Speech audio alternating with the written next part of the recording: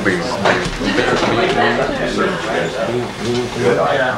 We don't have to have a full circle. Are you ready for this? But these circles we have eye contact. Oh yeah. I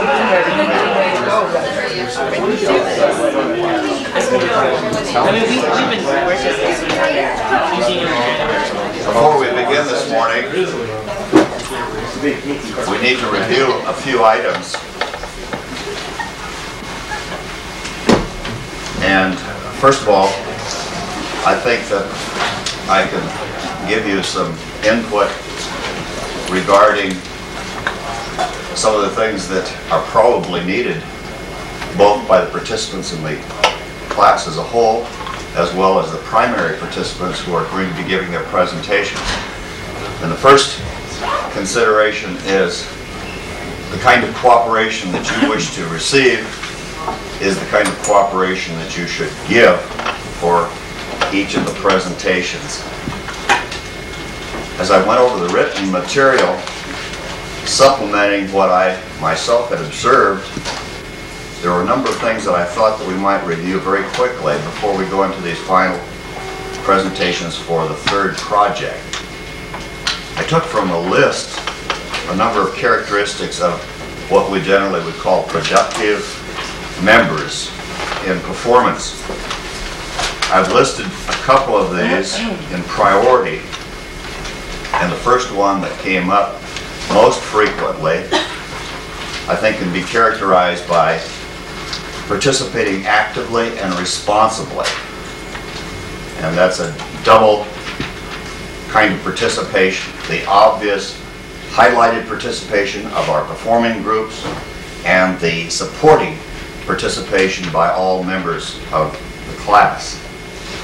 So participating actively and responsibly, and I emphasize the responsibility that we all have to work in that area. Number two deals with a kind of a negative statement, but perhaps we can turn it around, and that is to participate in developing an agenda, an approach, a program, a method of attack that is positive. In other words, avoid the negative agenda or the hidden agenda and concentrate on the agreed upon agenda in any particular activity. Number three is to learn to trust other members of the group, or at least, if not that, learn to cope with the limitations that other members of the group have and operate either around that, with that, or at least focus on the target or the goal rather than perhaps the limitations of individuals involved in the process. Those are the three top ones in that. Here's another area, some of the characteristics of an ideal group, and today we're going to have this demonstrated with our first one as well as our second one today.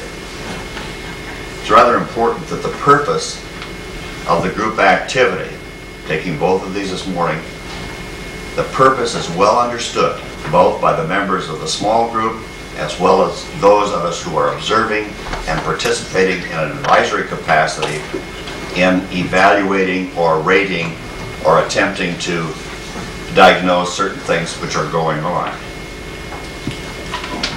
Some of the other areas that we would be concerned about deal with things which probably aren't too much within our control, the resources that we have available. We have some fairly reasonable resources in our videotaping capabilities, and we had one little glitch. It wasn't Dane's problem, but it was a glitch in a recording. Something went wrong with the sound on our camera on our last occasion. I was able to use the material, and with some adjustments, I think I got all the things that I needed to get out of it. We saw, particularly in that situation, we saw a number of people who were very supportive in one of those exploratory areas. We saw different people. Jeff, for example, was apparently the designated leader of that group. There were two very visible participants who were very supportive in leadership. That was Greg and James. both of those individuals were very visibly supporting. Others were supporting, but in a less visible way. Most of you who responded on the people who had contributed the most, made the greatest contribution, were people who were visible to the entire class rather than small group activities. There are a number of other interesting facets we'll probably have an opportunity to get to. Another kind of a disclaimer which I would like to make is that we're not setting the first ones up as patterns that should be followed by everyone else, even though they may be tremendously successful. The needs of each individual group should take priority over any particular suggestion that the instructor makes or that other members of the class might think are important. The important thing is that you negotiate with the instructor for whatever exceptions might be needed. And that's extremely important. Basically, I need 24 hours in advance the printed material that you're going to distribute to the rest of the class, and I need some kind of an outline as to what's going to happen and something about the major participants in that particular happening or that particular experience. I think that's about it, unless there are specific questions directly related to our procedures today. We are going to go over, I will go over this rating chart with you in just a second, and what you're going to do with those pieces of paper. Yeah. You all should have at least 2 or 3. We're trying to use up this paper that we have quite a bit of available, and you're going to use this, and you're going to match it against. There are no questions about what I've said previously up to this particular point. Okay. You should each have 3 or 4 of these sheets of paper for your ratings. If you don't wish to put your name down, please put your code number. We will use this as the guide, and off of that you will write on these small sheets of paper. In other words, number 1, content of the discussion. If you're one of the 2 participating groups this morning, you need only write and evaluate or make marks on 2 of the 7 categories for the group. 2 of the 7 categories if you're participating this morning. The rest of you will take 5 of the categories. So drop 2 out that you don't want to observe, don't want to evaluate or rate on each of the 2 performing groups this morning. So it's 2 for the people who are participating in group 1 this morning and group 2. The rest of you evaluate 5 of the items. Question? So am I correct in thinking that we take 2 of these things, like number 6 is support leadership role. We write support leadership role and give the 1 through 5. You just put the number down and then write your specific comments and the rating. 5 being the highest, 1 being the lowest. Okay. If you choose number 5 for a participant or the group, generally, that means that you probably are unable to say anything that can be done that would be any major improvement on their performance. Number 4 would mean that they're really quite good. Number 3 fits sort of in that big, broad area of competent with some goods and some weak, some areas of needed improvement. Then the other 2 categories you can figure out pretty much for yourself, right? Are we supposed to pick like 1 or 2 people and do this on, or we just do it as a group? You do it both as a group. Whatever you observe, if you observe the group working well together, then you indicate that if it fits in one of the categories. For example, speaking. It can be the group totally speaking, or it can be 1 member of the group. If it's a member of the group, identify the member. If it's a total group, identify the activity in which they're participating. So you can do either way. Either or both, right. Next question. If you're doing either or both, then what if then it's isn't possible that it happens that some people won't be evaluated? It is possible. It's possible. But I will do that. This is yours are advisory. I'm trying to make it as easy and as comfortable as possible for all the participants, and be my guest write as much as you want. You can use 5 sheets of paper if you have time to do it in. But some people have suggested that they need to write more in depth, and they'd like to concentrate on more of the single items. We'll try it this way today, and we may change our approach in our next class meeting. Or if the groups have a suggestion, they can add it too. I understand the problem. Let's see what happens this morning about it. Yes? May I please have another sheet? You may have 4 or 5. That's what happens with accidents. You don't get enough to work with, things to work with. Are we ready to begin now? So go be good.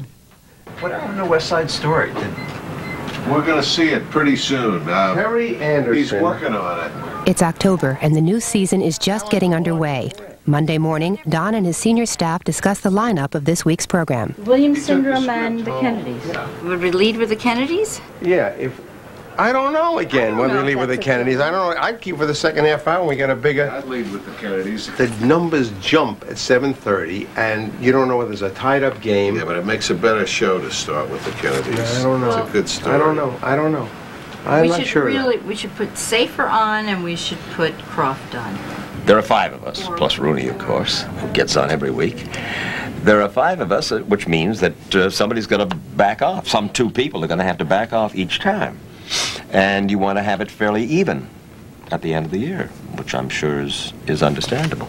We're like 5 little competing companies, all chasing the same stories, very protective of one another. And then one team doesn't tell the other team what they're doing, what they're looking into. The 5 correspondents compete against one another for good stories. The producers compete against one another for good stories. The producers on the same correspondence team compete against each other for stories.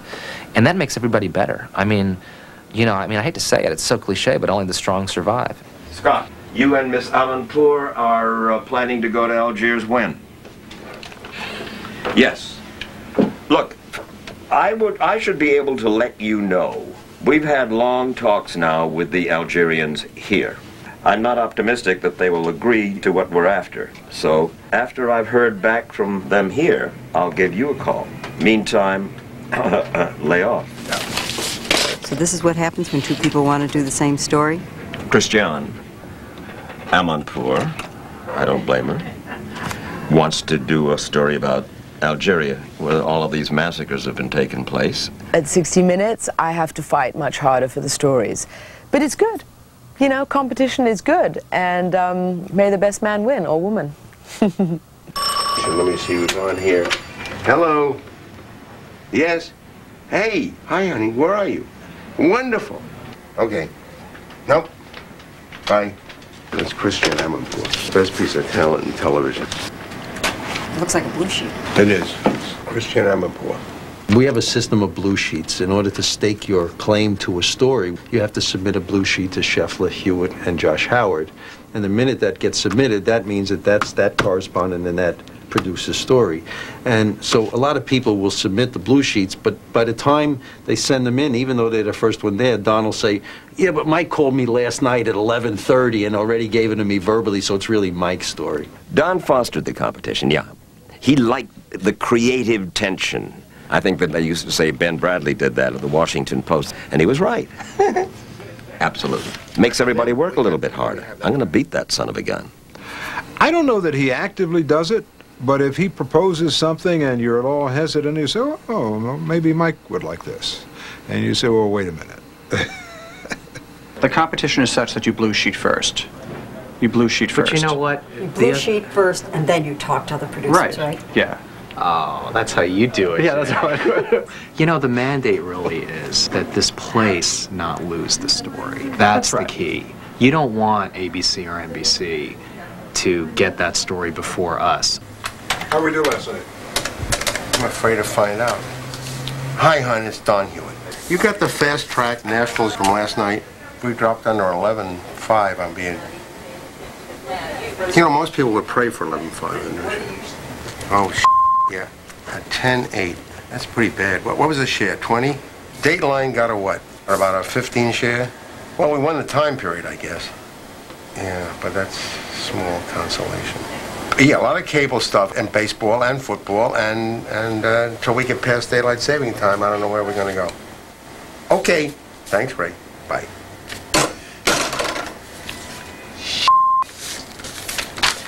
Oh, well. Lose your ratings, keep your soul. Before 60 Minutes, it never occurred to anyone that news programs could get high ratings or prove profitable. Don sharpened the punch, quickened the pace, and by the late 70s, 60 Minutes was in the top 10, a CBS leader in ratings and revenues. Two things distinguish us. We started a trend, and we ruined television because we made it profitable to do this kind of thing. So everybody came in, you know, hey, come on in, the water's fine. They don't do it very well. But everybody they work for has looked at the balance sheet and said, hey, this is a gold mine. Hello, 60 Minutes. Okay, you're calling with a story idea? Right now you've finished a show. You've got to find another show. What in the world do you do? You get on your hands and knees and pray. You have to do 5 stories a year, and that sounds like nothing. But these are long, prime-time, fully researched, fully thought-out stories. And the truth is, to hit the 60 Minutes standard, you have to begin 10, 15 stories. You have to explore many more stories than you ever do. We just wanted to give you the Al Gore update. You have a breakfast scheduled for Monday. Hi, Don. I told Chris Shad that Tom Anderson told me that they're getting off the story, and I'm going to explain her. She's All in right. Sarajevo? She's in Sarajevo. It's too late to call her. Yes, so we got her cell number. Okay. Does he know about the Gore breakfast? He doesn't know, but I don't think Christian will be available for that. Before you're even into the research and preparing the correspondent with all of the kind of background, I mean, because they get tremendously up to speed and you have to become an expert first. So before you're even into the substance of the story, it's just finding one. And I think it's the hardest part of what we do. That's what we're going to use. 60 Minutes. With so many competing news magazine programs on the air, it's getting harder and harder to gather the 120 compelling stories that comprise a season. Okay, fax me 10 documents, okay, and then call me. I'm very interested. We do a feature, we do a hard story, we do an investigative thing. There's a mix, as long as it's interesting. And he would keep saying, "Tell me something I didn't know." Here on the Protestant side of the line, every family will tell you that they were threatened with tonight attack we by look the Roman not at the struggle itself, but at what the general knew and didn't tell was a matter of life and death. In the last 3 weeks alone, another several hundred Algerians have been hacked to death. And it's not clear just who's doing it or why. They say that you're only as good as your next story. It used to be said that you're only as good as your last story, but at 60 Minutes, I think you're only as good as your next story because you don't have that time to gloat over the last story. It's about what's next. Do you have your next story after this one? No, this is my next story. Michael Radutsky has been at 60 Minutes 1 year. So we'll see how it goes. So you're on the hot seat. Uh-huh. But he told us that he has wanted this job since he first saw the program when he was 12 years old. His story, reported by Ed Bradley, concerns the controversies that engulf the current generation of Kennedys. This story and ours were taped before the death of Michael Kennedy and the announced resignation of his brother Joe. We met with Joe Kennedy. Ed talked to Joe Kennedy. You know, Joe and I had a relationship, and I mean, we talked on the phone, and he trusted me. I mean, essentially, to say, you know, I'll be fair with you, you know. I don't have a knife to stick in your back. Everything that I have is coming right here. I'll sit down in front of you, and there are questions you know I'm going to ask. There are questions you know I have to ask, and I will ask them. But there's nothing that's coming around with a knife in the back. For the tease. Yeah. We were able to convey to them that we were going to go beyond the trash and the tabloid headlines that have characterized the coverage of these people for the last however many years. It's been very hard to get their trust. Yeah, I don't know that we have their trust completely, but I think we have it enough for them to sit down. What's a producer's skill in this game? A producer's skill is getting on someone to go on the air. Sometimes it's not in their interest at all to go on the air. And we have to convince them that it is in their interest to go on the air. And the care and feeding of either reluctant or nervous witnesses, that's what you call being a producer in this business. We have too many questions. we're going to be there all night. And by the time his interview's over, our evening will have been over, and we will have not interviewed the 7 Kennedys. So, how do we pare this down? He looked yesterday at a CBS Reports program that I had produced in 1967. It was about Robert Kennedy, Bobby Kennedy. So when he came in to talk to me about it, it's really amazing. That's 30 years ago. But just remembering all those names must be impossible. Not only the children's, Kathleen, Joe, Bobby, David, Courtney, Michael, Carrie, Christopher, Matthew, and Douglas and their cousins, but also the dogs and the horses and the iguanas. So it's nice, you know, there is a continuity. In our business, it's kind of the shared history of us all that makes this kind of interesting. Will you take camera 2, please, Roger? 50 years at CBS, and before that the AP, and before that United Press, Acme News Pictures, and before that I was a war correspondent in Europe. I had the dubious distinction of being the youngest war correspondent accredited to the Eisenhower headquarters. I just happened to be there when I was young, and I happen to still be here when I'm old, and the years in between were very nice. In the years in between, Don was the director of Edward R. Murrow's See It Now, the producer of Douglas Edwards with the News, producer and/or director of major live news events, including political conventions and the first presidential debate, and until 1964, the executive producer of the Evening News with Walter Cronkite. Don always has had almost a pogo stick reaction to the news. Whenever anything happens, he's almost physically hopping up and down with ideas and how to get at the story and what should be shot. I want some planning. Much of what we see today on the Evening News was pioneered by Don Hewitt. Because it was only on October the 24th that our ambassador to the United Nations, Adlai Stevenson, was assaulted in Dallas, leaving a dinner meeting there. From Dallas, Texas, the flash, apparently official, President Kennedy died at 1 p.m. Central Standard Time. I don't think anything affected me like that. Nothing. It was frightening. It was scary. You didn't know whether we were on the verge of a revolution. Nobody knew who had done it. We were lost. And television rose to the occasion. It transformed the television set. It became the chapel.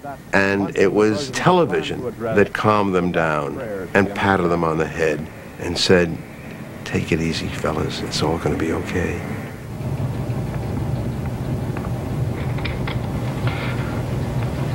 Vice President Lyndon Johnson has left the hospital in Dallas, but we do not know to where he has proceeded. We held the air for a couple of days.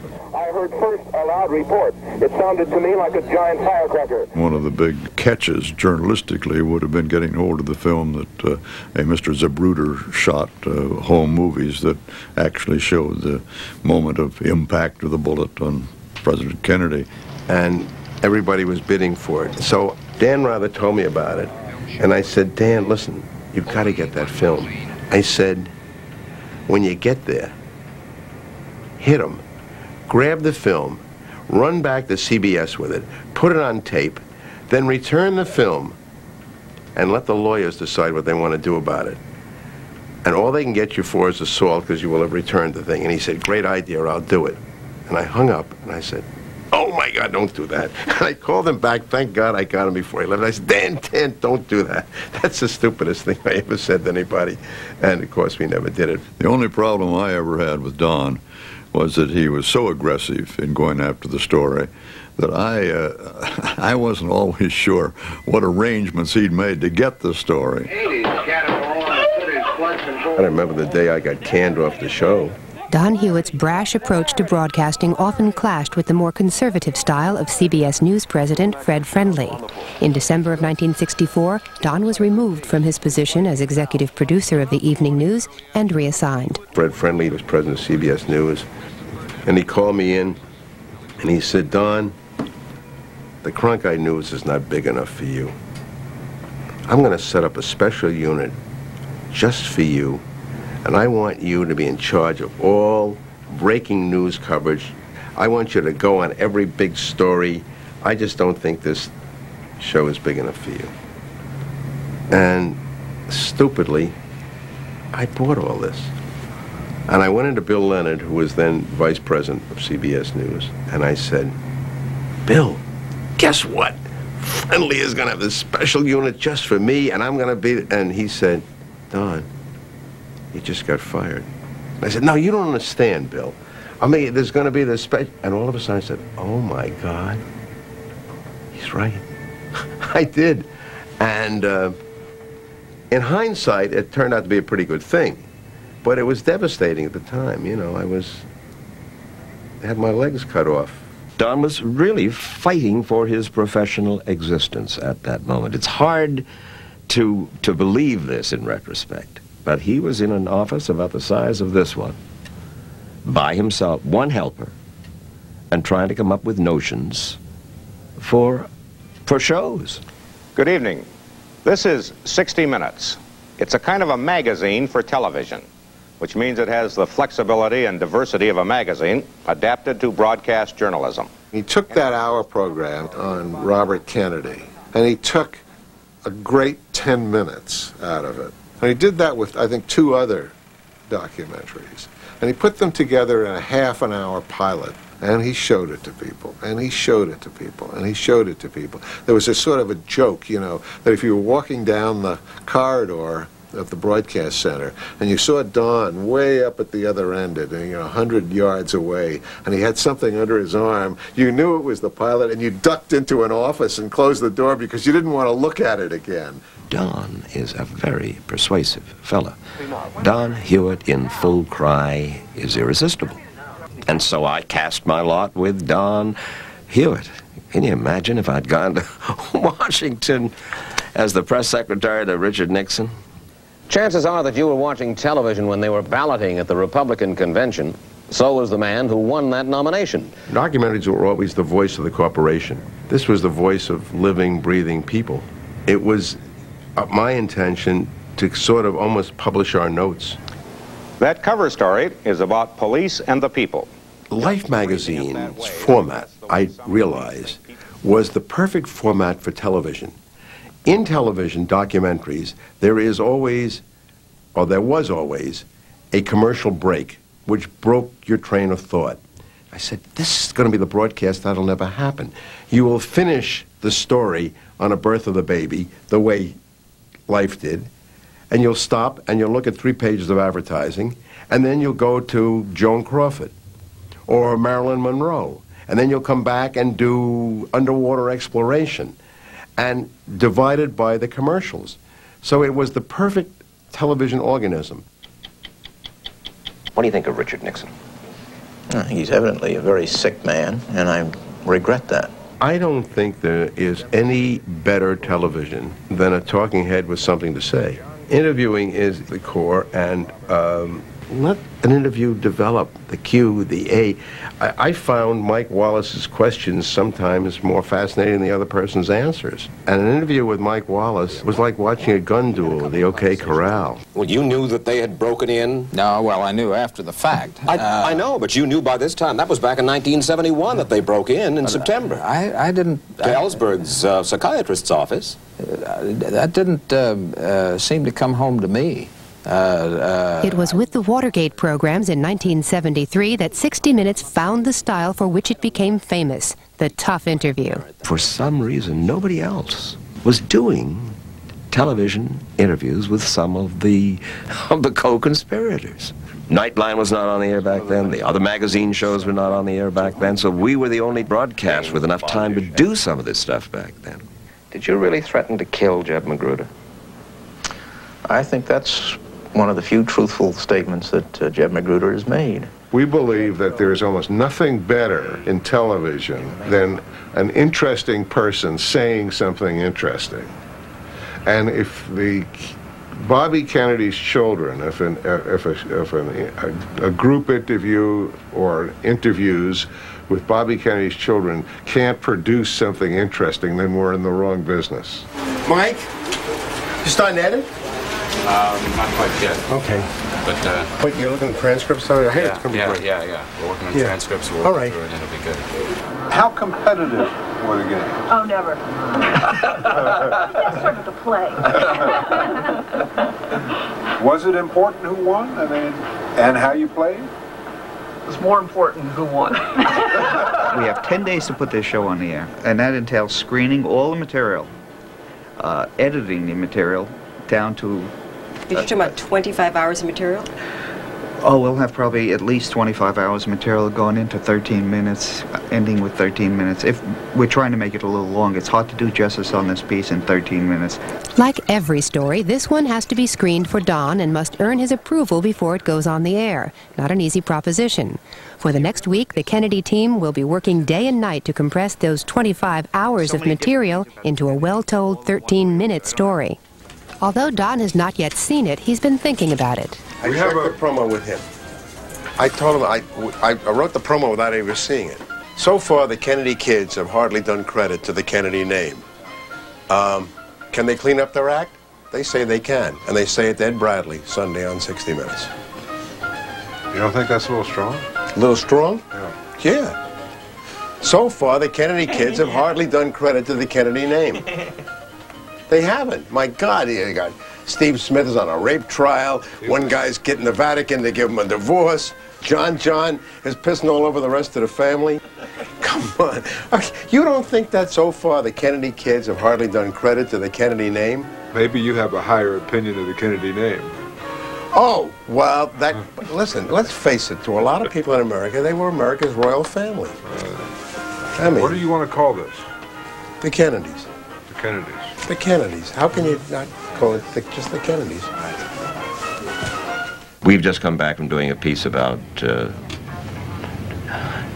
dirty justice in Ecuador, bribery and corruption, and American citizens in some very disgusting prisons down there. I think this week that Ecuador would be a good piece to put on. Oh, Ecuador. Yeah. The president is going to South America next week. He's not going to Ecuador, though. No. No. But what this does is... Why don't we let him go? A presidential trip is a thin reed to hang a story that good on. You don't need a peg for that story. That story stands by itself. No, you went and did it, nobody else has done it. That's what I always figured. I always think the best peg is that it's a damn good story and Mike Wallace found it. He knows that he has 2 or 3 other people who have stories for next week. So he's now finding reasons that maybe, it's a story that stands by itself. It doesn't so the president goes to South America. No big deal. Come on. So nothing else. Every correspondent and every producer takes the same tack. They're trying to get their stories on the air by the urgency of them. If we don't get this story on the air, the guy's going to die. If we don't get this story on the air, the Supreme Court's going to come down with its decision and blow this right out of the water. And on and on and on like that. And we hear that every week about almost every story, and it's probably true of all of them. Whose story is the Cruz story? Tony? Yes. Tony Fuldo. We want to take a look at it. You're in the middle of the Kennedy stuff, right? The lineup for next Sunday is still undecided. Don wants to see the Rolando Cruz story, the work of the same producer and editor that have been on the Kennedy piece. The Cruz piece was completed a couple of weeks ago and has been filed in the 60 Minutes bank to be withdrawn when needed. A trial that could shake the foundation of the criminal justice system in Illinois is set to begin next month in Chicago.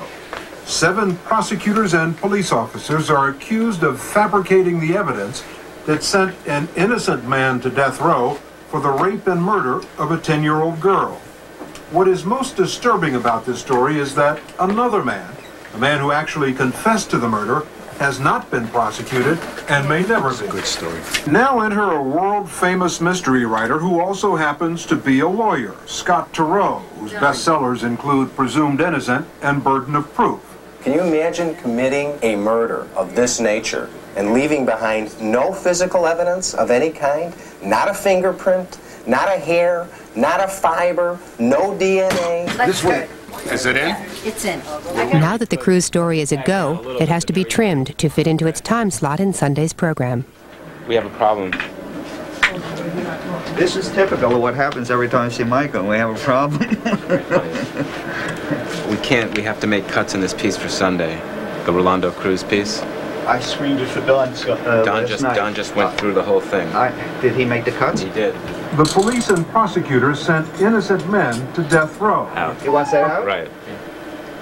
Is that a good cut, you think? No, it's not a good cut, especially since we're going to have to start with these police cars. Where the hell does that come from, right? But let's just log it in now. Well, that's how long is the sentence? 6 seconds. Sometimes you edit for accuracy. Sometimes you edit for impact. Sometimes you just edit for space. And you say, listen, I love your story. It doesn't fit. I always have, I tell these guys, if you want to finish your story sitting on touched by an angel's lap, be my guest. But at a certain time, they come on and we go off, and you'll have to finish your story over there because we don't have any more time. Radutsky and associate producer Jonathan Wells have cut the Rolando Cruz piece down to time, but there is still a problem with the length of the tag. That moment when the correspondent comes back on camera and wraps up the piece. 41. Horrific. If that includes the end? The end wasn't not the end. That's without the end. But hey, the purpose of the tag, though, is to say... Yeah, I know, but come on. You don't have the time to do it. Minus the tag, right, we lose 41 seconds. And we have the tag, we lose a minute. Let her decide. If she's in trouble, she may have to drop the tag. Are you going to lose the tag? Well, now we'll lose the tag. But that wasn't... Yeah, but the tag, don't you have to say that once? I don't know what he's doing. The tag, where's the tag? You have a copy of the tag? I don't have the tag with me. Yeah, It says okay. they deny It the says they charge. deny the charges, and then they say that the people who have been indicted have moved on to become a judge and a federal That's prosecutor. important to say. Don't drop that tag. Right. That wasn't included in the original time. That's never in the Oh, okay. time. Tags and time Right, pieces okay. of time are completely Okay. different. 1338 minus 41 is how much? Exactly. 1257. No, 1238 and what? It's 1338 minus 41. is 1257. You want to make it at 20? The tag at 20, and we'll make it work at 20. Yeah. Will you do that for me? Yes. Just calm down.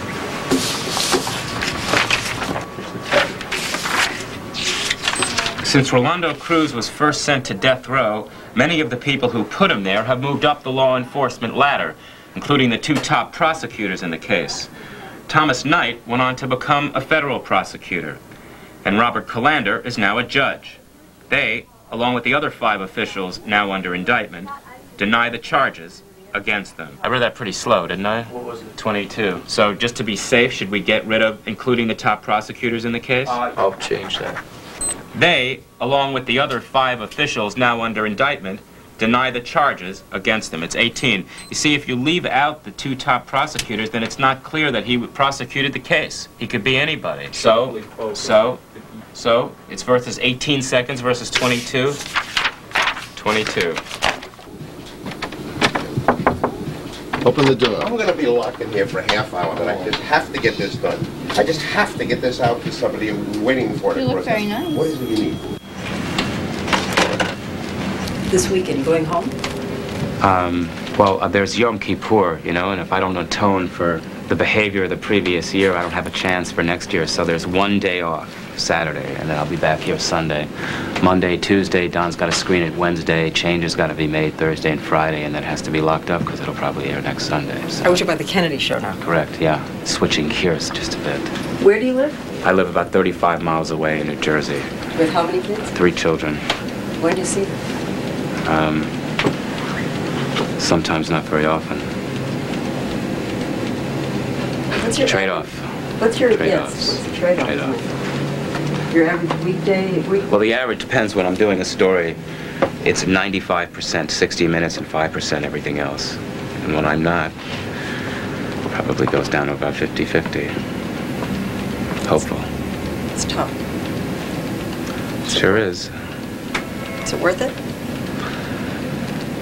Yeah, I guess. Sick thing to say, but yeah, it is worth it, I guess. I guess.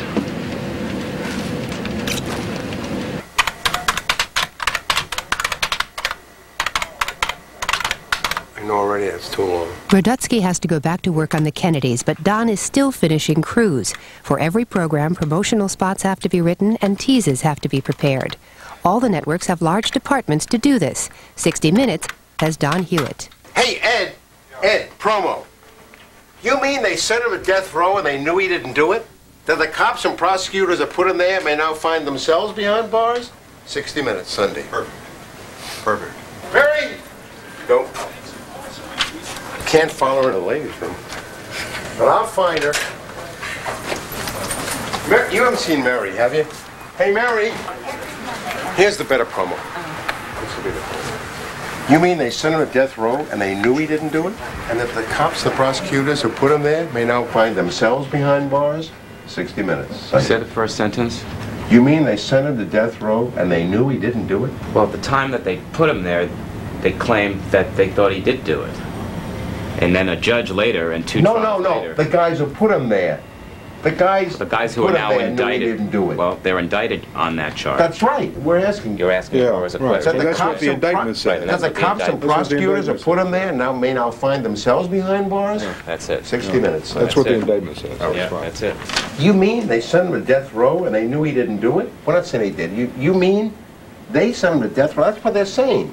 Right. The indictment is saying that, right? The only problem, potential problem there is they knew he didn't do it. But that's what they're saying. You put this guy in death row. They knew the evidence was false. The problem is that they sent them to death row. That's the prosecutors. And no, it's not the prosecutors. No one's charged in that indictment that they knew he was innocent. You see what I mean? Well, they're charged with knowing that the evidence was false. They made up the evidence. You mean he was on death row? See, that's what you. It's the only way people are going to be interested in this story. You mean he was on death row? Oh, listen, how about you mean he was on death row and he didn't do it? And that the cops and prosecutors that put him there may now find themselves behind bars? That definitely works. You mean he was on death row and he didn't do it? Okay, we will make it that way. Everybody who works for me is smarter than I am. They're better read, they're better educated. I think a lot about the fact that, I never graduated from college. I quit NYU. I went on a track scholarship, and I quit after 1 year because I just wanted to be in the newspaper business. I really didn't want to waste any time in college, so I went to work for the old New York Herald Tribune, and it was nirvana. I really am in awe of all those kids. They don't pander either to the audience or to me. None of them are afraid to argue with me, which I love. I don't want anybody to work for me who wouldn't argue with me. And somehow, with their brains and my fingertips, it works. Stop. Wait, let me hear this. Okay, go ahead. That community was up in arms. I think one of the most distinctive things about the show is the teeth for your story and for everyone's story. That block at the beginning of the program where you see 3 stories condensed into 14 or 15 seconds. And that is Don's domain. Wait a minute, up in arms. Give me the line, they demanded justice. There was pressure on the police and prosecutors to bring someone. Absolutely. No. Yeah, that someone, his lawyers say. That someone, his lawyers say. Perfect. Couldn't be better. If this man had nothing to do with the murder, what was he doing on death row? That community was up in arms. They demanded justice. There was pressure on the police and prosecutors to bring someone. Absolutely. That someone, his lawyers say, turned out to be anyone whose arrest would quiet the community. Now, the men who charged him with the murder may soon find themselves behind bars. And that's how teasers are born. Da, da, da, da, da. I don't think I've ever worked for anybody who was able to create a job for himself in which he did only the things that he liked and wanted to do and totally divorced himself from all of the crap that he didn't. Don's not a manager. Or maybe I should say Don's style of managing is, you take care of it. You guys work it out. And he has allowed himself to be totally uninvolved in everything, really, except for what goes on the air. Hey, I think we're ready to go. Hey, that might be it. That might be it. Let's Tel Aviv, TA. That's right. We may be getting a piece. There's nothing in the world people fear more than suicide bombers. Suicide bomber. It's always better as a singular. The distinctive thing about 60 Minutes is the way the stories are told, and the stories are told the way Don Hewitt tells them. He molds every piece. When we bring a piece to Don, he's already seeing something wonderful, but he is seeing it fresh. He's seeing, we call it fresh eyes. He's bringing something open. No preconceived ideas. All he knows about this story are the 2 little paragraphs we fed him 6 months before or 3 months before. Look, starting it. There's nothing in the world people fear more than a suicide bomb. Right. No one understands why they do what they do. You can go to the bay, it doesn't make any difference. Okay, fine. He just went to work suggesting ideas, things that you hadn't thought of from a form point of view, way to set the story up. Make it a little cuter, and he actually went back into the editing room with me. Now that had never happened to me in the 6 years I was at ABC at the network. Usually they tell you, change this, do that, make it this way, you take notes, you go and do it. This guy actually came back in and said, here, we're going to do this, absolutely hands-on.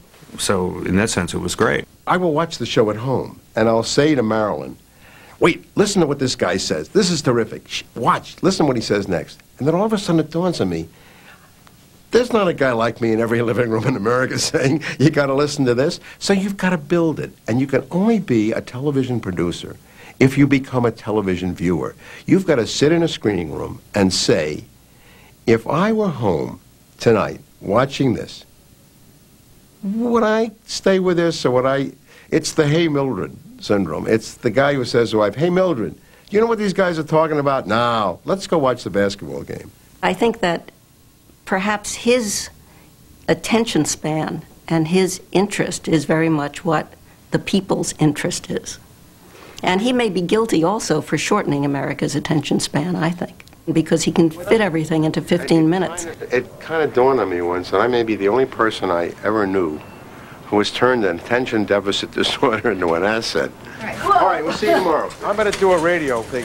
Mary, a radio 30 thing? seconds of radio. Hey, Bevy, National Benefit Life. This must be something to do with Frankie, right? I think I may have been hyperactive as a child. I think I've probably been hyperactive all my life. It's very annoying to people around you to be hyperactive. It may be an inspiration to people who work with you, but the people who live with you, you know, Marilyn trying to get my attention and I'm on 6 phones and stuff. I don't think it's very easy to live with a hyperactive person. Don and Marilyn have been married for 19 years. His 4 grown children are from 2 previous marriages. Even relaxing with Marilyn, Don's life is a battle over words. The big difference is, at home, Don hardly ever wins. Living with Don is exhausting. Track. There's not a single member of this generation who's not struggling towards that ideal. Fine. Tick, That's tick, not tick, a tick, bad... tick, tick, tick, That's tick, a good tick, sentiment tick, to tick, walk tick. out on, I think. And he's the right person to say it. He really is. Well, I'm telling you, Don's going to look at this in the midst of this second piece Michael, here. do we He's have going to a just second? sit there. He's going to just sit there and go, okay, I get it. Can we at least go into a screening before you decide to make that decision for Don? Please. I'll be right back. Are you totally exhausted? Oh, you know. They may think this is just the greatest thing they've ever seen, and they may think, who cares? Who cares?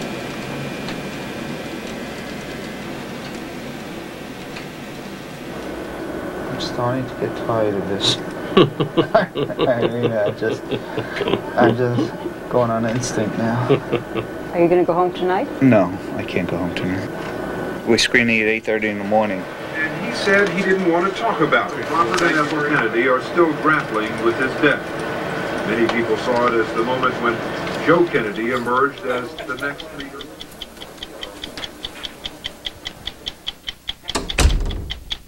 The countdown begins. In just 30 minutes, they will enter the screening room, the inner sanctum, where Don will see the piece for the first time. The computer locked down. It just locked up at the moment we were going to print 10 copies. It's locking again. It's locking. Mother. Okay. We got a little computer. All right, just got to redo the whole damn thing, okay? Right. Do the whole damn thing. It's Can you put 10 minutes before the screening, Can you- right? Right. And Can you put it on a desk? Mother- Do you want to put it in my? No, I'm just gonna in do my it now. computer? 10 minutes before the screening, and the computer's locking up, right? Yeah. I mean, what the... Damn it.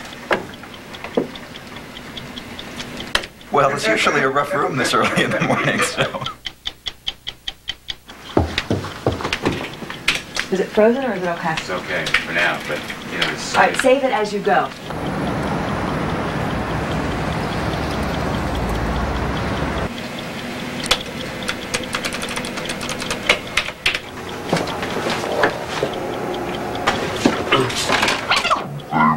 For a time, the closest thing we had.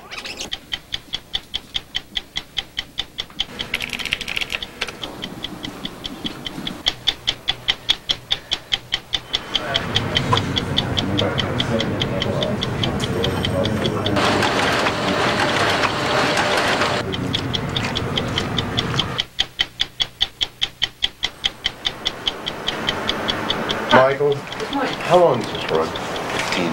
What? 15. 15. All right. Christina made it up without blowing up. That's the way Did you go? And him? Okie dokie. You're going to give it to me. The last time many of us saw Robert and Ethel Kennedy's children, they were kids, horsing around at Hickory Hill. The lights go down, the piece begins, there's no reaction in the room. Occasionally those lines go by that you think were hysterically funny in the edit room that get no reaction in the screening room. And at that point you're sort of dreading that moment when the lights come up and Don turns around and you get the verdict. He turns to me and he says, "Do you want it sugar-coated or do you want the truth?" I said, "Well, let's start off with the truth." And the truth was pretty biting. And then I said, "Okay, now I'll take the sugar-coated version." My first screening, this If was it's not- if Homeless nothing Women in after, Bel Air. that's the I worst. thought the piece was just brilliant. I thought it was the Emmy award-winning of all time. I thought it was a Peabody. I thought it was a DuPont. I thought it was going to be in the Johnny Carson show. I would stand in the back of the room and that way be able to watch the body language. And I never look at him. I just stare right at the screen. When there's dead silence during the screening, you're just kind of waiting for a bomb to drop. I turn around and he's on his feet. No one tells me that's the kiss of death either. No one says silence and on his feet. And he says, "Why would anybody care?" Oh! The lights came up and Don said, "It's just a good thing that his career and your career and my career don't hinge on that cutter. We'd all be out of work." What's even worse than silence is if there's a silence and then 10 seconds later, then it goes, Oh, the sigh. the sigh. It's then when it's really, really, really bad. I've seen lots of stories As I around used to it. say, there wasn't a story I've ever seen that I couldn't fix until now. Burma never made air. When the lights went up, there was silence. And you say, "Oh my God, was it that bad?" And Don finally said, "You know, I've never seen a piece I didn't think I could make better." He said, "But I'm going to tell you, all you got here is, hey, here come some monks. Hey, here come some more monks. Whoop, there go the monks." It was a disaster, boy. It was an absolute disaster. As a family that lost a father, and left 11 kids that were somehow devastated. And I think all of us work daily against those types of expectations. Damn good piece. Yeah, terrific. We did it! I might, where are you? You son of a bitch. Come here. Question. You're the most nervous son of a bastard on there. It was great. It was great. They loved it. You know, it's a tough room. Very tough room. And you're dealing with people in that room, who covered the Kennedys, who grew up with the Kennedys, who know the story inside and out. So you have to strike the right balance. And I had no idea whether we had. You think it works, but you just don't know. Screenings don't always go this well. Here we go. Some pieces are revised and screened 5, 10, 20 times before their fate is decided. Their exercises in mano a mano, and the correspondent and the producer are really up against the board of directors. So what you've got to do is, if you really have a conviction, is to stand your ground. And that's when the blood hits the floor. Really does. They're about to screen the story that Mike Wallace and Bob Anderson have been working on, about Americans imprisoned in Ecuador. Here we go. We've found 3 Americans in prison in Ecuador who shouldn't be. Trouble is, unless you bribe a judge down there, you have to wait in prison, often for years, before you even get to trial. Take the case of Sandra Chase.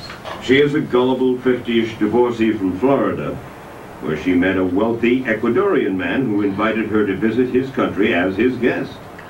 Gullibly, she leapt at the chance. She didn't know that she was about to be duped into smuggling drugs back into the United States for him. Fellas, look, you can't say what you say to me. You've got to say... Wait a minute. We try... Before you start the criticism, I think it's... Frankly, I think that... Damn. You're the defense attorney. You're not a reporter. What? You're the defense attorney. You've got to say, last month we found 3 Americans in prison in Ecuador who, if you believe their story, shouldn't be. What? You can't say they shouldn't be. What? They shouldn't be? You're saying flatly they shouldn't be in jail? That you found 3 Americans who shouldn't be in jail. Last month we found 3 Americans... You're talking about the opening? Just listen. I'm talking about the piece. I'm talking about all the way through. Just listen for a second. Last month, we found 3 Americans in prison in Ecuador who, if you believe their story, shouldn't be. Fine. Okay? Fine. There is absolutely no... Who says that you bribe a judge, you wait in prison for 4 years? I mean, you've got to pin that on somebody. Well, we pinned it on, we point that out with Verdugo. Drop that for a second. Next line. Forget gullible. At 50... No, not forget We gullible. don't know. Damn it. Well, you listen. She is. Mike, listen, then you can talk, Edwards. A 50-ish divorcee from Florida, what she says she didn't know about him was that she was being duped. She didn't know she was being duped? You can't say that. All right, this is all about the opening. But it's very important because the whole piece I couldn't agree with you more, Don. What but she... Unless we do that, the whole piece... We can do it, Don. Just listen, but will you listen for a second? Because it sounds like you went down there, there are 3 defense attorneys arrested because she says, without her knowledge, her beneficent had slipped drugs in the lining of her suitcase. We don't know that he did or he didn't. You made your point, Don. Mike, we'll rewrite the opening. Now let's get to the film. No. Listen, if I may interject here, fellas. You guys live in New York. We went to Ecuador. We spent some time. Bob and Ty had been there for 10 days before I got there. I spent 3 or 4 days there. We talked to a variety of people. I mean, either you're a reporter or you're not a damn reporter. You people sit up here on the 9th floor on 57th Street, and you're telling me that you don't know that you don't believe what we learned down there. It can be hard to believe. Nobody can believe it. Wait a second. Oh, bullshit. We believe what you've learned, but you can't present qualify it as if you are there. And we agree with that. Advocate. We agree with that. Let me bring up 2... Was I right about you agree with me about the beginning? I agree. She told us, if you believe what she says, she was duped. We're She going says to she say was. that, On Don. page 3, Mike, I don't think we should say Sandra languished in custody for 10 full days. Why? Because those are words which are evocative of your support for her. It's not a question of support. It's my disbelief that the U.S. Embassy would let an American citizen, and they know... And it's not enough to say she remained in custody for 10 days. No, she languished in custody. It's a word. It's a perfectly legitimate word that means something. It means. Well, actually, the truth of the matter is that she was in a terrible situation. She was in a terrible situation. You don't know that either. Forgive me. I know what she was in. She went first to a kind of holding pen where she was with 40 other people. She went from that to something called CDP, which was even worse. Well, but you should say that specifically. She was held for 10 days in a terrible place. You've given us 12 minutes, for Christ's sake, to do this damn piece. And then Mary over here complains that we're too long. So that's why we use the word language. No, we don't complain we're too long. This thing because you Touched think by an we have angel something complains to you're too say? long. They go on right after. Or are we looking at this thing? Or are we looking at this thing so we should say how wonderful it is? She had been in custody. I mean, come on. Okay, I got it. My principal thing was everything that was in the opening. I don't think you can start. We have found. All that puts a whole different cast on the whole story. Yeah. All right. And now... Thank you. Soft Let's get out touch of here before mine. something further Soft happens. touch mine. If that's the best shot you got of the mountains in Quito, I wouldn't want to go there. It doesn't look like much to No me. one's invited you, for Christ's sake. Very pretty. Can we leave? Thank you, Master. This intense scrutiny of every frame, every phrase is standard operating procedure at 60 Minutes. On Sunday, 20 million critics will be watching. The worst opening I've ever heard in my whole life. I couldn't believe it. I got another question. Yeah. And then, and gullibly, she lifted the chain. What? I'm not convinced they're all that innocent. And if they're not, does that make the piece unsympathetic? I mean, from your viewpoint?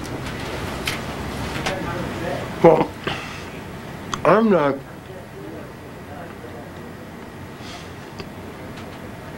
That's not my job, whether it's sympathetic or unsympathetic. Is it a story that Ecuador is doing terrible things to American citizens? And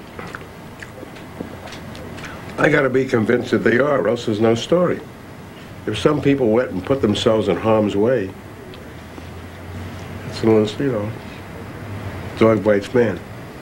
One of the things that I like about 60 Minutes is that everybody argues their points of view strongly from the heart, without any kind of game playing, and it's sometimes initially very uncomfortable because passionately held views are exchanged, and it gets very heated and very testy. But you know, it's over. I once said to CBS, in my next contract, I want a gun and a whip and a chair, because it's like being in a cage full of tigers. And there are temperaments, not the least of which is mine. You want to please him. You want to do, you want to see his endeavor do well. At times you fight with him, certainly like I used to fight with my father about certain things that we happen to disagree on. And, you know, a certain amount of that is tolerated, and then at a certain point it ends. That's very different than other kinds of cultures that I've come from, be it ABC, be it the Wall Street Journal, where everybody, well, let's not show too much emotion here. Let's be politic about it. Let's carefully weigh all kinds of other factors before we say what we really believe. And maybe there's something to be said about that system too, and others thrive in it. I like this system.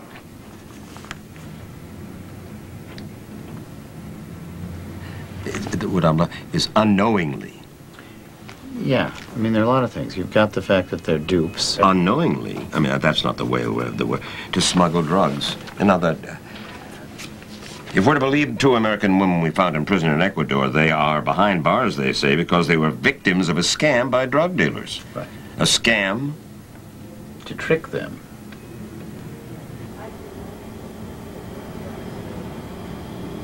Here's the way it works. Find a woman who's only too happy to have you offer a free trip to Ecuador, then arrange to get a package of drugs into her suitcase on the way home.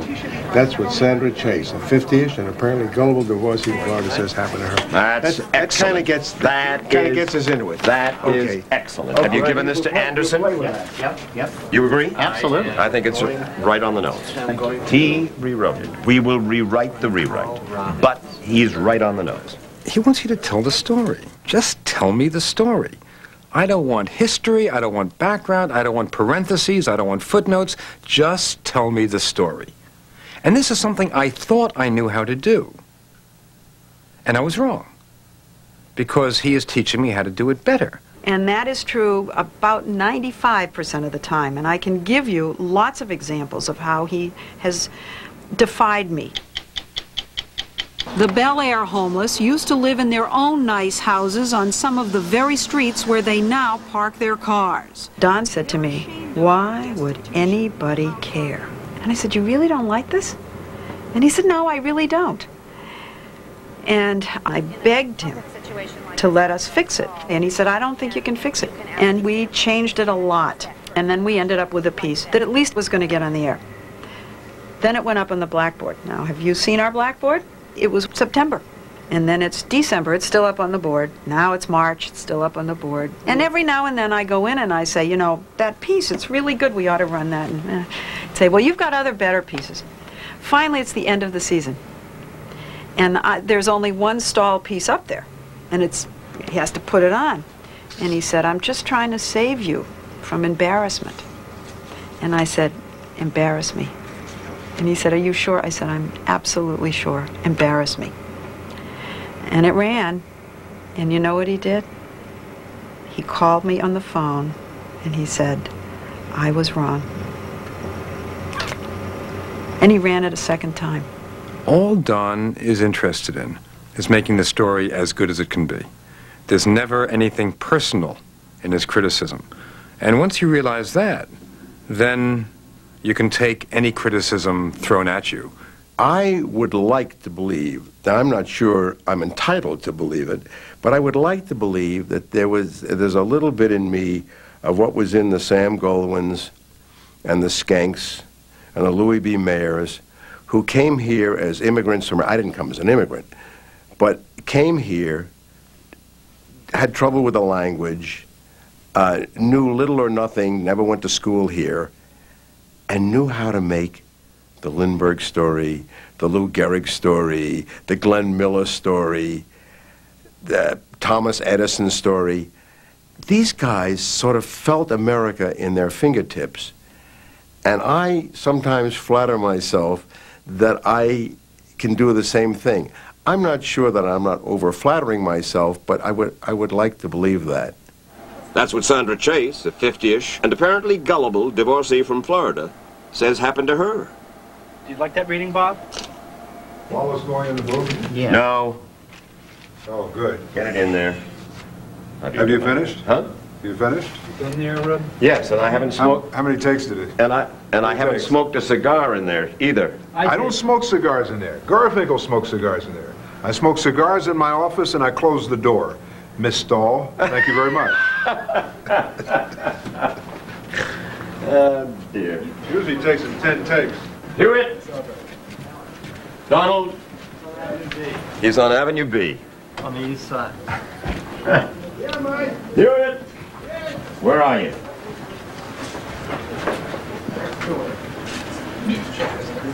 Where are you? Yeah. Here you go. All right. Here's what I have just done. Right. If we're to believe two American women we found in prison in Ecuador, they're behind bars, they say, because they were tricked into serving as unwitting drug mules, ferrying cocaine back into the United States for generous Ecuadorian gentlemen who offered these American women a free vacation tour down there. That's what Sandra Chase, a 50-ish and apparently gullible divorcee from Florida, says happened to her. I'm in your tent. I'm in the tent. I was never in the tent before. Now I'm in the tent. Now I want to know. Now I want to know about it. This show is about telling stories, and it's about words. Seldom if ever have I seen a story that I thought didn't work, that couldn't be fixed by the copy. According to two American women we met in prison in Ecuador, they are behind bars because they were tricked into serving as unwitting drug mules. Tricked into ferrying cocaine back into the United States by generous Ecuadorian gentlemen who had offered each woman a free vacation down there. Having just rewritten what we rewrote, I thought it only fair if you hadn't seen what Molly Ivins sent me. Strongest drive is neither love nor hate. It is one person's need to with another person's copy. Is that right? Yes. In 30 years, there have been all kinds of ups and downs and all kinds of relationships here in this shop. And the same is true with the Hewitt-Wallace relationship. Only one that we really had a falling apart on that lasted for some months was the tobacco story. One of the most turbulent events in the history of 60 Minutes concerned the piece on tobacco insider and whistleblower Jeffrey Wigand. On November 17, 1995, this report appeared on CNN. The state of Mississippi has subpoenaed Dr. Jeffrey Wigand, whose identity as a whistleblower has been confirmed by CNN. If Wigand, a former vice president of Brown & Williamson, testifies, he will spotlight the tobacco giant's manufacturing research and legal practices. Last Sunday, CBS News' flagship show, 60 Minutes, chose not to air an interview with Wigand, citing fear of legal action from Brown and Williamson. Why? Because the insider had signed a confidentiality agreement, and because we knew about it. The cigarette company that he worked for could sue us for, they would claim, inducing him to break that agreement. And the potential liability to CBS as a result could reach into the billions of dollars. The story was widely reported in the press, but no one talked about the effect it had on the people who worked at 60 Minutes. It was awful. I came here in 51, worked from 51 to 55, came back in 1963 and have worked there since, and it was the only time when we were let down by BlackRock. But there was also not a hell of a lot of support in this shop. Did Don screen this interview, get involved in this story?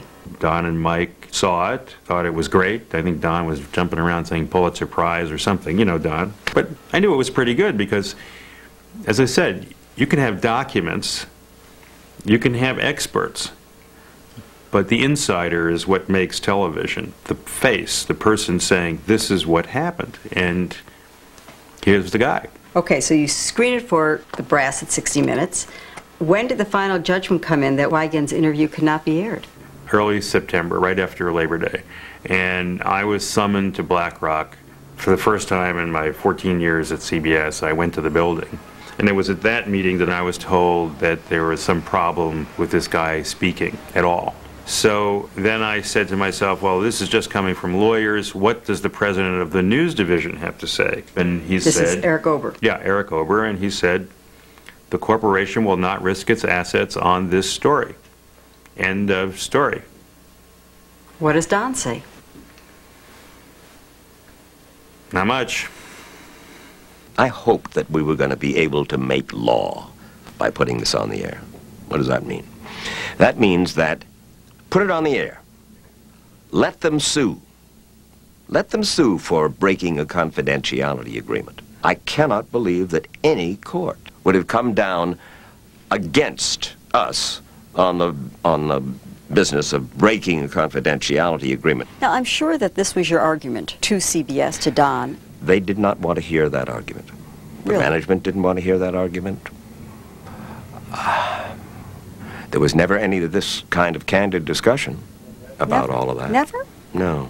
Even between you and Don? Don didn't want to hear it. We've got a gun pointed at our head, a $15 billion. So we have a story that we think is solid. We don't think anybody could ever sue us for libel. There are some twists and turns. And if you get in front of a jury in some state where all the people in that jury are related to people who work in tobacco companies, look out. That's a $15 billion gun pointed at your head. We may opt to get out of the line of fire. He was on the company side, and Lowell Bergman and I and a couple of others here were not. He wasn't about to step forward and say, hey, we're going to go forward on this, and you guys, nobody said that. Then you guys try and stop us. They said that if you get sued in Carolina for $15 billion and you want to appeal it, you got to put up a 10% bond. That's $1.5 billion before you can even go to court and fight it.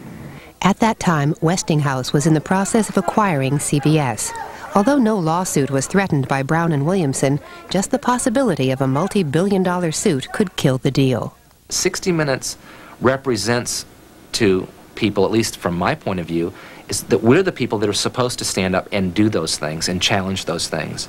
And when we cave in to corporate lawyers who are saying, no, it's just too dicey, we could lose billions of dollars here. You know, Edward R. Murrow would have never done it.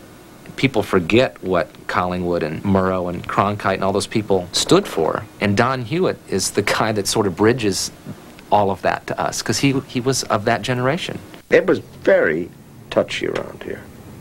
A lot of folks didn't talk to each other for a long time during this whole episode. I thought everybody had lost their minds. Why?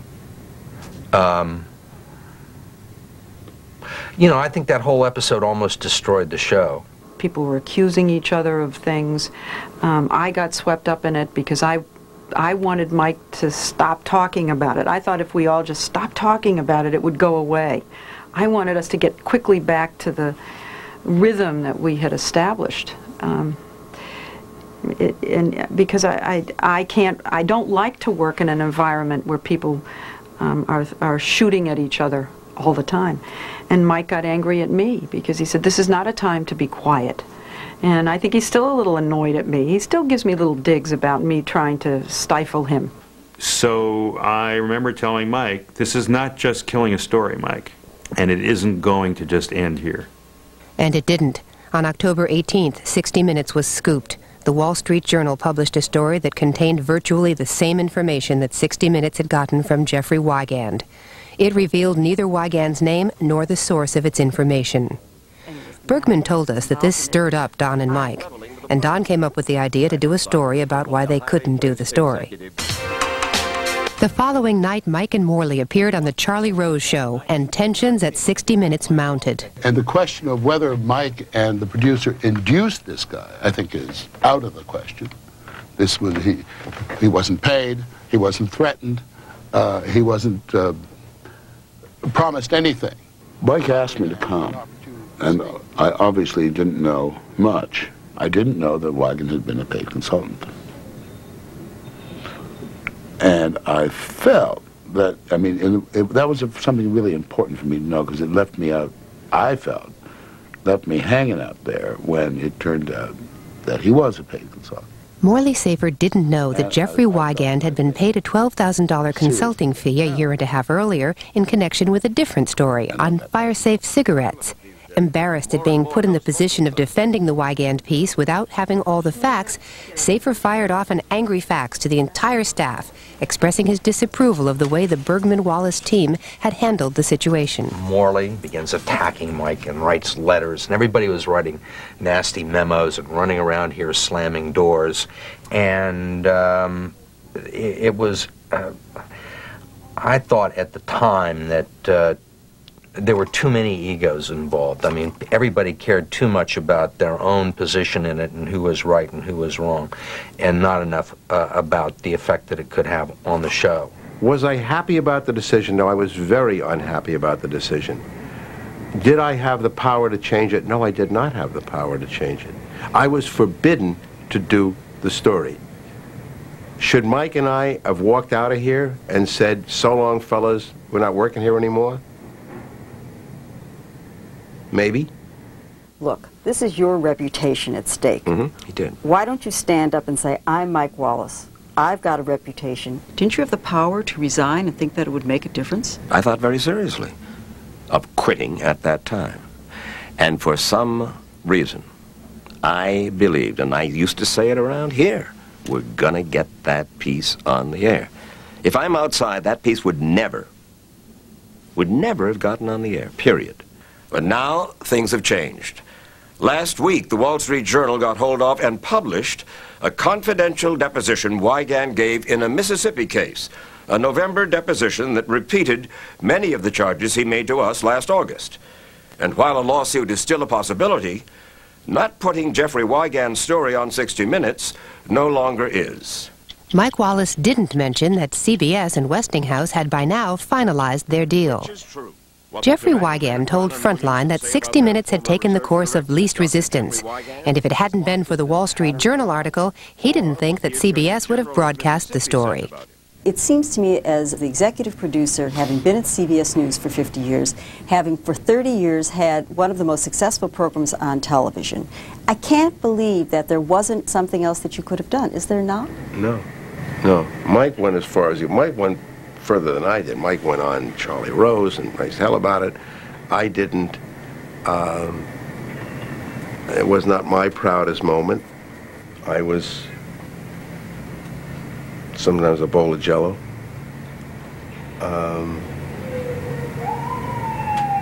Wish it never happened.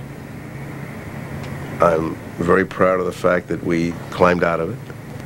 I wish I'd conducted myself as well as Mike had during that time. And Lowell Bergman, who was wonderful on this subject. I was more prone to give in than they were. But it was not my decision whether to give in or not. The question is, what's the next industry or the next powerful institution that requires some scrutiny? And what happens then? Absolutely, but this has laid a groundwork that might make the next story a little bit easier. Maybe, or it may be harder. If you were a producer and you went through what I went through, would you do it? Would you? Oh, I'm crazy. I'd do it in a minute, but you know, it's not a good example, I don't think.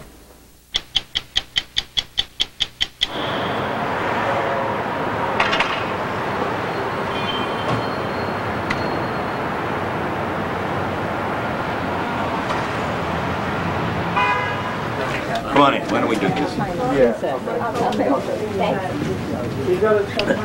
Okay. Two stories. You know about the one that we're working on about Las Vegas, the doctor. The other one has to do with counterfeiting drugs around the world. For instance, phony Zantac, the most popular drug in Europe and in other places around the country. If they were to publicize this, that there's this massive problem, right, and that's the argument that everyone uses whenever you do an investigative piece. If you do a story on a bad doctor, oh, people aren't going to trust doctors anymore. You do a story on a bad drug, oh, people aren't going to trust drugs anymore. The point is, the public deserves to know. This is a story that no one knows about, and I think it would be a huge public service in getting nations that are part of WHO and whatnot to try and do their jobs and to snuffing out this problem, which is killing, by best estimates, thousands of people around the world. I mean, 3,000 supposedly just in Niger, for instance. Yeah. Which I know is a place you love to go to. You know, I mean, you know, it's a vacation spot. But maybe we could pay for them to fly to New York for the interviews. Unless we're belt tightening, and then we'll have to go there.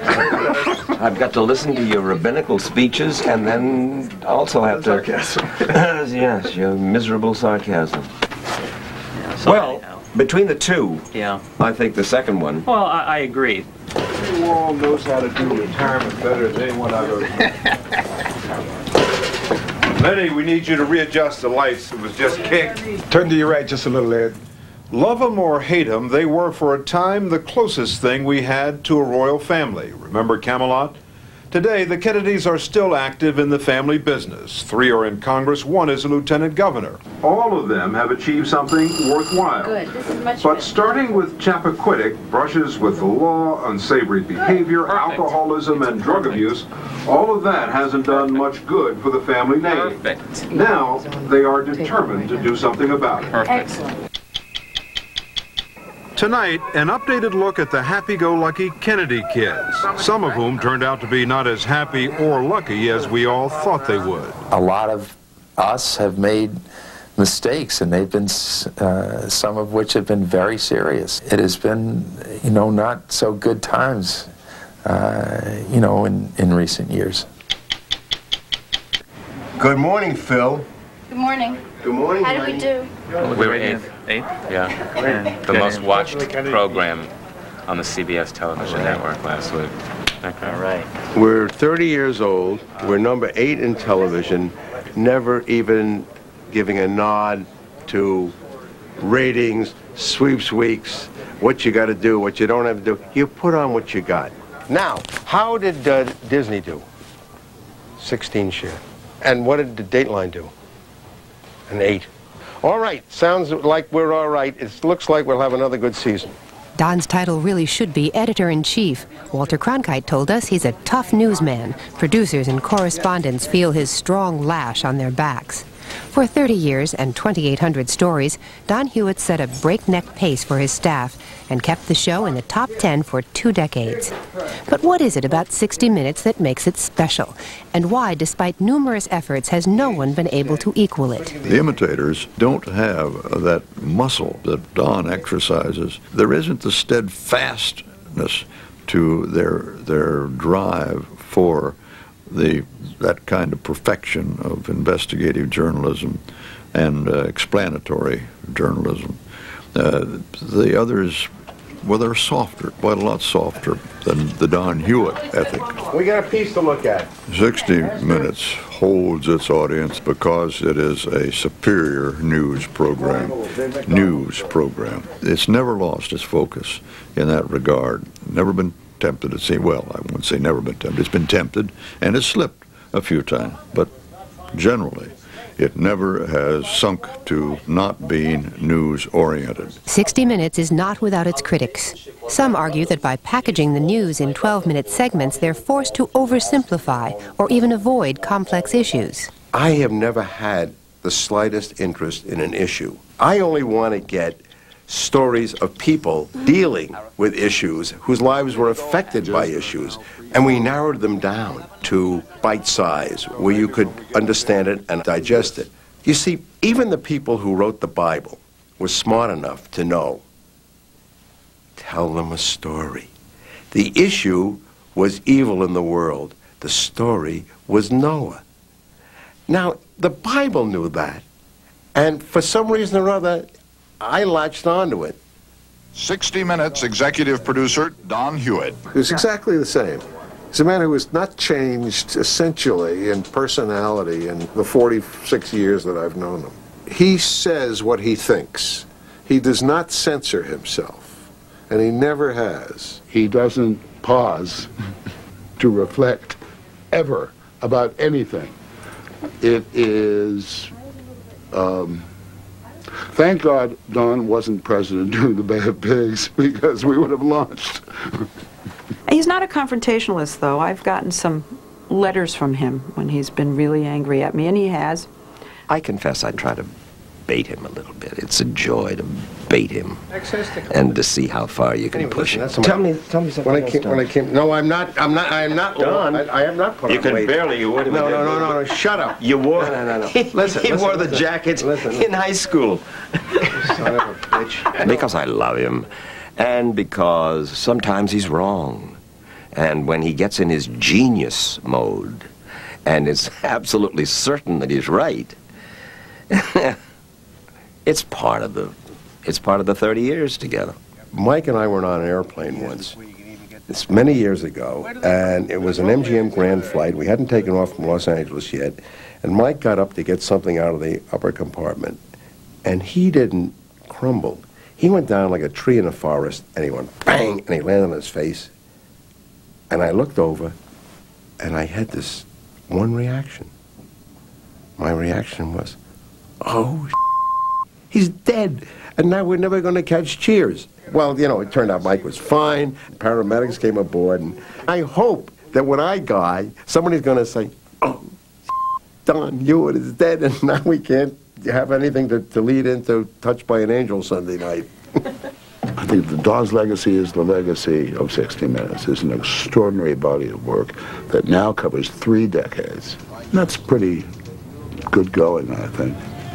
Particularly in an age when everything is kind of shoddy and cheap, and we still try to be the class act. The forms of television that Don Hewitt has created are part of the collective unconscious of the United States. People, I'm sure, dream in this form, they think in this form, and they understand things in that form. And for that, he should be remembered. I don't think everybody around CBS knows how good he is, or that he is principally responsible for the success of 60 Minutes.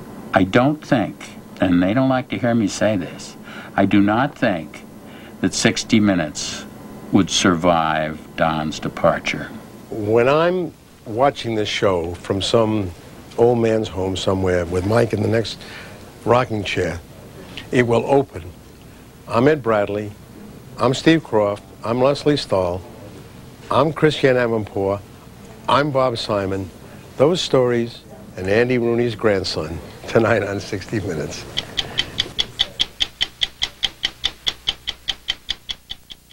I mean, most people think his career started when he invented television magazine journalism. But there are so many other things that he has done. He has been around for so long. This is one amazing man. Now, I've done some research. For instance, did you know that Don Hewitt taught the Egyptians how to mummify? Do you remember the guy who built those wax wings so that his son could fly? Don's idea. And Hewitt was the one who built the scaffolding for Michelangelo in the Sistine Chapel. Don Hewitt invented fishing and came up with the concept of zero and the side saddle. Don Hewitt gave the world the Dow Jones Industrial Average and more recently the Frisbee. And Don Hewitt was the only